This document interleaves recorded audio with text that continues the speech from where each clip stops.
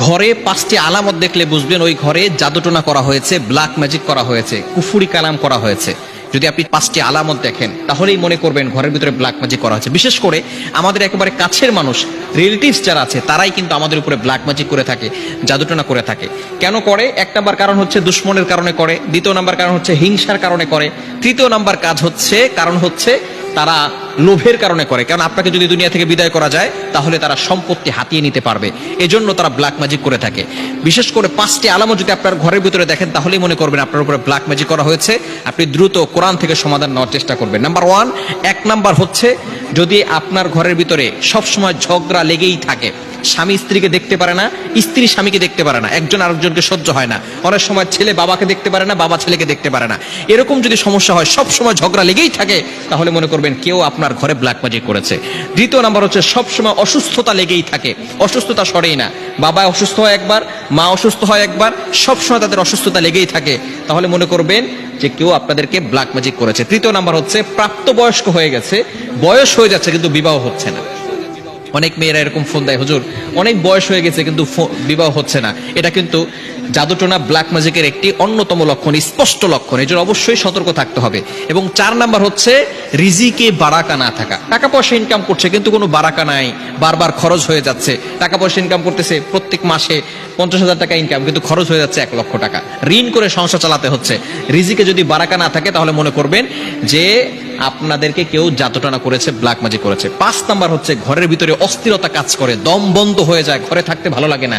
এই ধরনের কাজ যদি হয় তাহলে অবশ্যই আপনি কোরআন থেকে ফায়সালা নেবেন। ঘরের ভিতরে কোরআনের রেকর্ডিং চালু করে রাখবেন, আয়াতুল কুরসি, এরপরে 4 কুল, কুল ইয়া আইয়ুহাল কাফিরুন, কুল হুয়াল্লাহু আহাদ, কুল আউযু বিরাব্বিল ফালাক, কুল আউযু বিরাব্বিন নাস, এই 4টি সূরা এবং সূরা বাকারার শেষ 2টি আয়াত, এগুলো আপনি ঘরের ভিতরে পড়বেন। 5 ওয়াক্ত নামাজে ঘরের সদস্য যারা আছেন সকলে 5 ওয়াক্ত নামাজের পরে আয়াতুল কুরসি, 4 কুল, সূরা বাকারা শেষ 2 আয়াত পড়ে বুকে ফু দিবে এবং হাতে ফু দিয়ে পুরো শরীরকে মাসাজ করে দিবে। এবং সকলকে মাস্ট বি নামাজ পড়তে হবে, নামাজের পরে আমলগুলো করতে হবে। এবং মাগরিবের নামাজের পরে বিশেষ করে সূরা বাকারার তেলাওয়াত যতটুকু পারেন করবেন। যদি পড়তে না পারেন তাহলে কোরআনের রেকর্ডিং চালু করে রাখবেন ইনশাআল্লাহ, তাহলে আস্তে আস্তে এই জাদুটোনা দূর হয়ে যাবে। এবং বিশেষ করে ঘুমানোর সময় সকলে ওযু করে ঘুমাবেন এবং এই আমল করে শরীর বন্ধ করে তারপরে ঘুমাবেন। যদি এই 5টি লক্ষণ দেখে থাকেন তাহলে অবশ্যই আপনি সতর্ক হয়ে যাবেন এবং বিশেষ করে কোরআনের তেলাওয়াত করা শুরু করবেন। যত বেশি কোরআন তেলাওয়াত করবেন তত বেশি এই কুফরি কালাম থেকে আপনি বাঁচতে পারবেন, জাদুটোনা থেকে বাঁচতে পারবেন। বিশেষ করে আমাদের একেবারে কাছের মানুষগুলোই কিন্তু ব্ল্যাক ম্যাজিক করে থাকে, জাদুটোনা করে থাকে এবং জাদুটোনার মাধ্যমে কিন্তু একজন মানুষ অসুস্থ হয়ে গিয়ে দুনিয়া থেকে বিদায় নিয়ে নেয়। এজন্য অবশ্যই আমাদেরকে সতর্ক থাকতে হবে এবং এই লক্ষণগুলো দেখলে সাথে সাথেই কিন্তু আমরা বিশেষ করে কোরআনের দিকে চলে আসবো, আয়াতুল কুরসি, 4 কুল এগুলো পড়বো। আল্লাহ তাআলা আমাদের সকলকে এই আমলগুলো করার তৌফিক দান করে। মা বলে বিয়ের পরে ছেলেটা নষ্ট হয়ে গেছে, এখন বউ যেটা বলে সেটাই শোনে।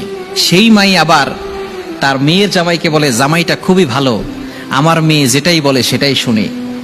সুতরাং আপনার ছেলে যখন বিয়ে করেছে তখন আপনার ছেলে নষ্ট হয়ে গিয়েছে, বউর কথা মতো চলে। মনে রাখবেন মাকেও ভালোবাসতে হবে, বউকেও ভালোবাসতে হবে। তবে মায়ের ভালোবাসা আলাদা, বউয়ের ভালোবাসা আলাদা। তবে কোনো পুরুষ যাতে করে এমন না করে ফেলে বউয়ের কথা অনুযায়ী মায়ের সাথে খারাপ ব্যবহার করে, এটা করা যাবে না। মায়ের সাথে অবশ্যই ভালো ব্যবহার করতে হবে, কিন্তু তারপরেও বিয়ে করার পরে অনেক মা তখন আর মা থাকেন না, তখন শাশুড়ি হয়ে যান, তখন তারা শাশুড়ির মতো ব্যবহার করেন। খবরদার, এটা করবেন না।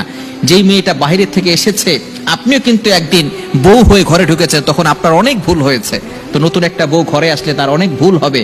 সুতরাং আপনি যদি আপনার ছেলের বউটার সাথে ভালো ব্যবহার না করেন, আপনার মেয়েটা যখন পরের বাসায় যাবে সেখানেও কিন্তু ভালো থাকতে পারবে না।